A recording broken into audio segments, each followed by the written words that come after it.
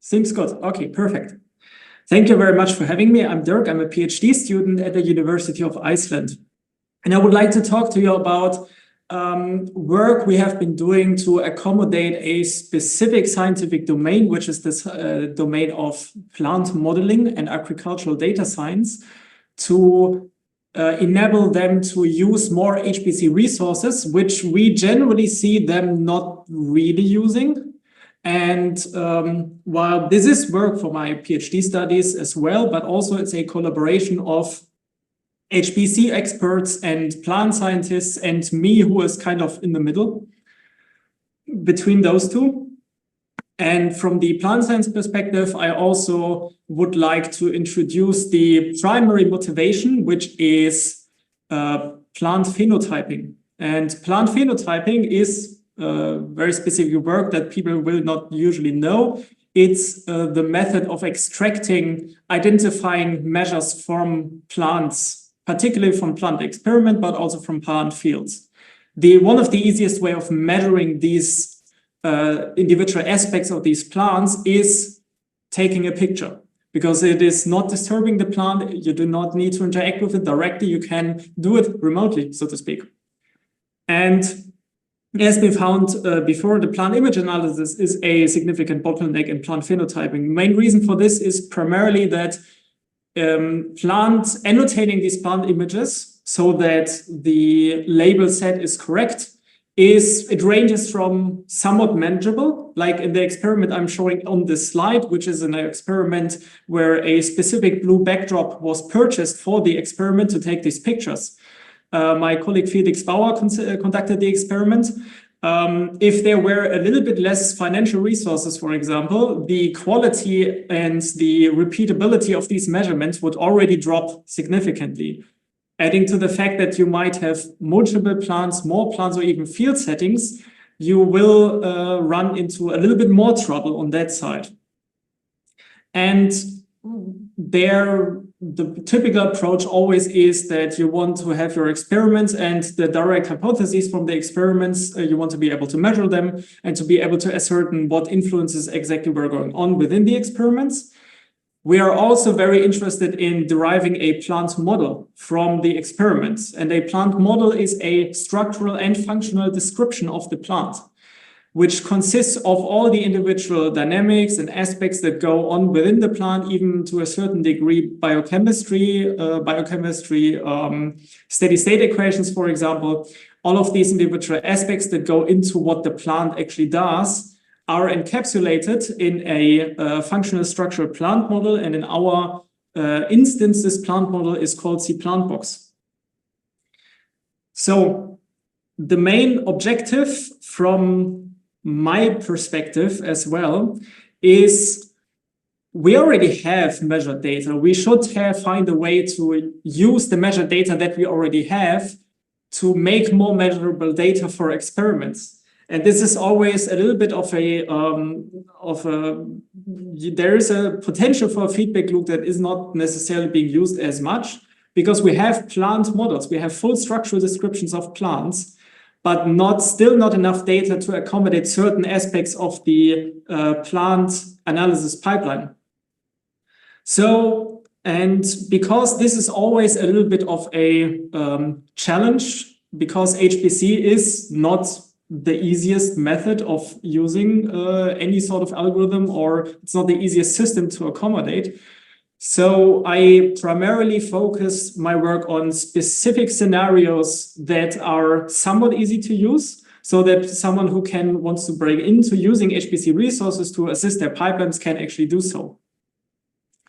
And the field I'm showing on the left here is it's large scale for one singular GPU, because it's 300,000 plants. It is not large scale for field sizes, because we in agricultural scales in recent remote sensing studies, fields tend to have at least 2 million plants as a combination of moving to higher densities, as well as also moving to larger field sizes and monocultures. Conceptually, we have our Experiments, these typically will be either lab or field experiments. Lab experiments are very good because they are a much more focused way of ascertaining the plant structure and the function. You can have much more controlled, individualized experiments where you have very high accuracy for the measurements, just because it's also easier and more controllable. You also know a lot more about the individual plants because of the way how the experiment is set up. Field experiments are much more expressive because nothing that we eat is grown in the lab, or like maybe certain things, but typically all of the tomatoes, all of the bell peppers and so forth will be grown in the field. And the mechanisms and reactions to environmental conditions that are being extracted in field experiments are much more expressive as well, for that matter. However, all of these pipelines tend to live in more limited state, particularly also since there is not always a lot of data, because growing a plant always takes a lot of time. But still, plant scientists need to have methods of assisting their pipelines. What they typically will do is measure additional data that is not directly biologically relevant, but will help them with the analysis, because they might need a image segmentation step. They might need to separate the plant from the background for an image, but it's not, the process of labeling that is not biologically relevant. Like, you can't directly do something with the segmented image, but it does help in their typical pipelines. So the approach in our instance would be to build a virtual world model, and this virtual world model can inform, with it being run in a game engine, we can change all the environmental conditions, we can generate different kinds of data, always informed by past experiences and past experiments and calibrations on these plant models. And we can combine those aspects to actually do the same pathway. We are not trying to do any shortcuts, but we are trying to increase the size of the data space that can be used for these intermittent analysis steps. So the general goal is to increase the performance of these intermittent analysis steps, and all of the individual steps that go into actually making the plant experiment and making the measurements from the plant experiment work. And we try to increase the robustness and the scalability of these individual steps. Plant segmentation is one example of that. On the technical level, because I've already said something about game engines, on a very technical level, we are using WebRTC. It's a direct communication protocol. Basically, peers all talk to a signaling server, and the signaling server will allow video and data communication. If you've wondered, WebRTC is what we are using in Zoom right now. We are kind of doing this in our setup. We have programmed the Synovis framework, which allows basically for this setting up of the communication, but it's more like API focused. It's more focused on, please connect me to the rendering, and please give me certain kinds of data, or I have geometry, please send it there. So it's more of a data flow based description of this process rather than actual just base network communication. And we use this to couple the Unreal Engine to training frameworks. And in fact, we also use the Unreal Engine as a base center for all of the individual information that can go into a virtual scene. The plant structures, the functional embeddings, all the individual, you might want to map data to generate pixel level information or just aggregate information from the virtual scene. You might include other simulations. You might also include just procedural data, such as textures, into the virtual world. The primary aspect of this approach is that it is steerable. We kind of always assume that everything runs at the same time. So in a very concrete testing setup, we just look at the plant simulation tool, which is the plant box, and we connect it to the Unreal Engine using the Synovis framework. We always kind of assume that we have the Unreal Engine running somewhere. It has a virtual world that can be communicated with, that can be steered. We can put in information, we can access information.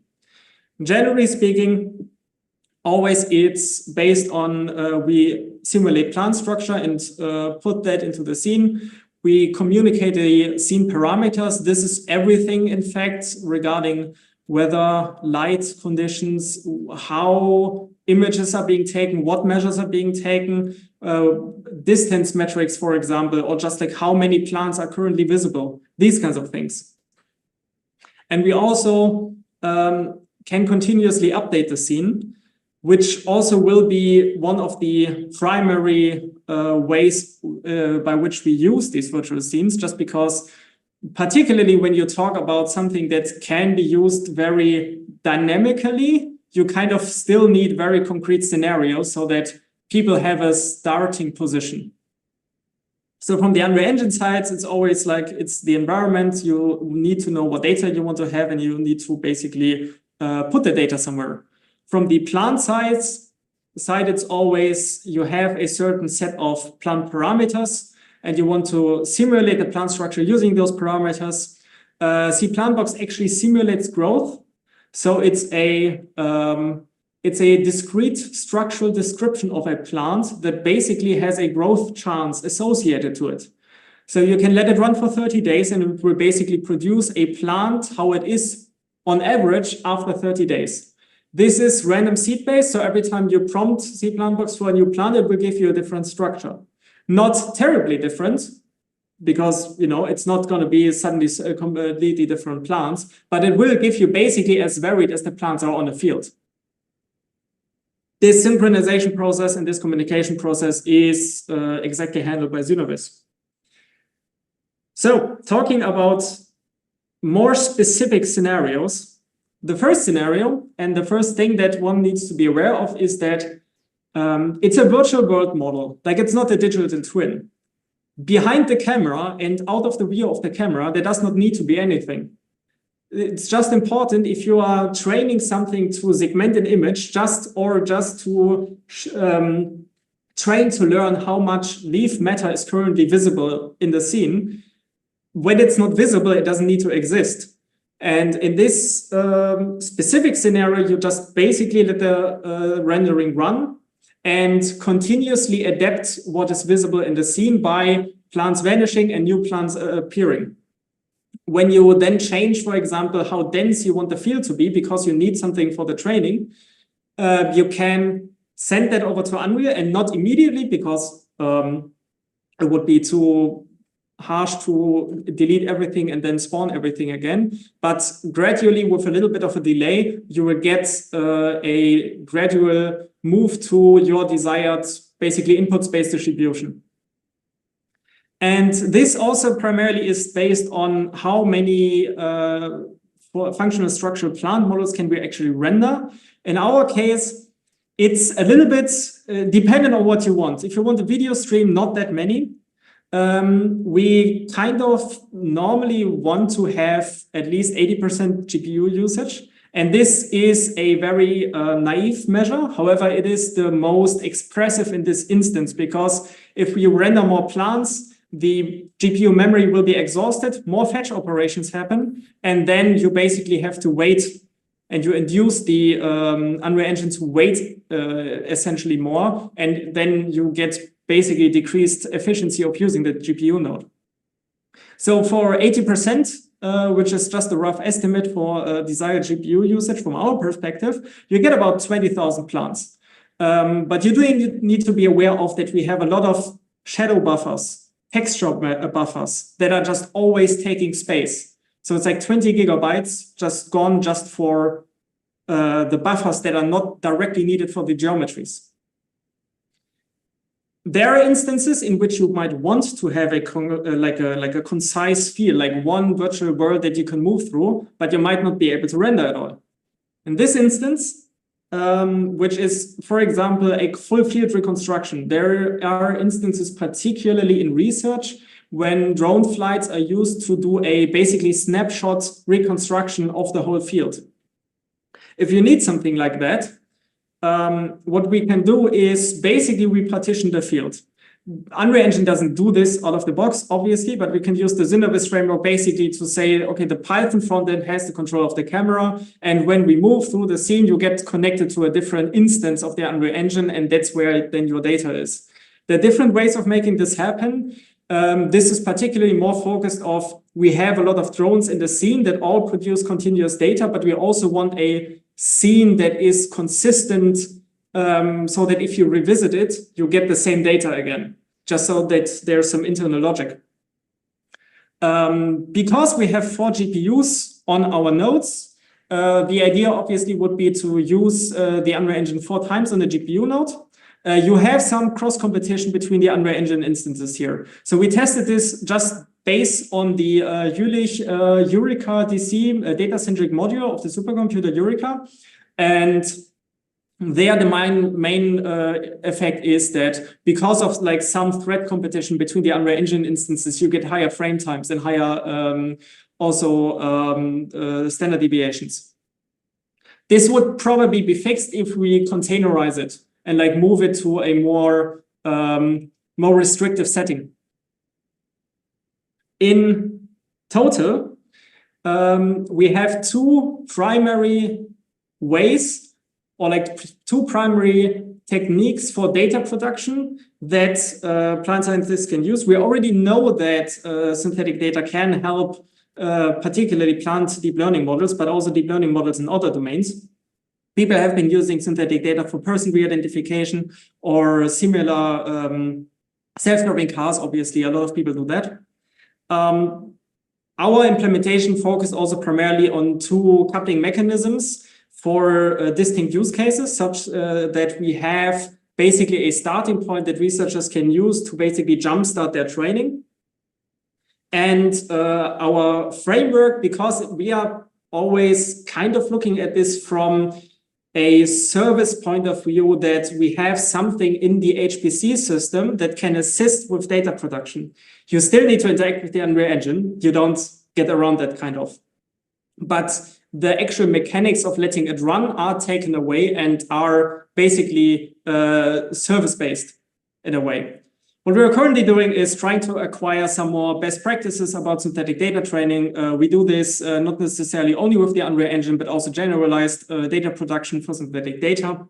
And we're trying to move this along and to get a little bit more confidence in the general use of this, at least in our compute center. With that, I thank you very much. Synovis is available on GitHub. We wrote an article on this that focuses on this more from a plant modeling perspective. So like just looking at how the synthetic data for the plant models actually looks like. And of course, you can write me an email. With that, I thank you.